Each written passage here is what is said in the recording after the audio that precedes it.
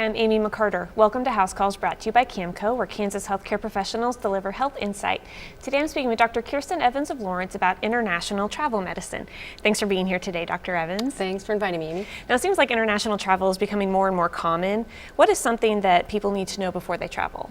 Well, you're right. I think we're seeing so much international travel. It's easy. You hop on a plane. People really aren't thinking about healthcare and prevention of disease.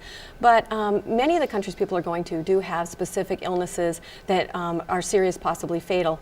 And they may need immunizations or medications to help prevent them from getting any of these illnesses. What are some of the immunizations that might be necessary? Well, all travelers really need to have the basic immunizations that we have in this country. Polio is still around in the world. Measles are around. Tetanus is around. In addition, however, there are some illnesses, Japanese encephalitis, yellow fever, and typhoid, that can be prevented by immunizations. And those would be important to get before going to any of these countries that may have those illnesses. What other sort of illnesses may a traveler encounter, and are there medicines that can help with those? You know, there are.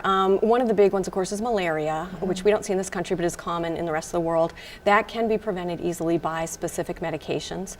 Another thing most travelers encounter is, of course, traveler's diarrhea. And while not every kind of traveler's diarrhea can be prevented, there are several types that can be, and there's also several that can be treated while you're en route. So that's something to think about as well. Where can we go to get more information about travel medicine? Well, the CDC, the Center for Disease Control, has a wonderful website, cdc.org, and a whole traveler section. It will list, when you go on there and look at a specific country, it'll list what immunizations you need, what medications you might think about, and kind of all the information you may need to travel to that country. Okay. Good to know. Thanks very much.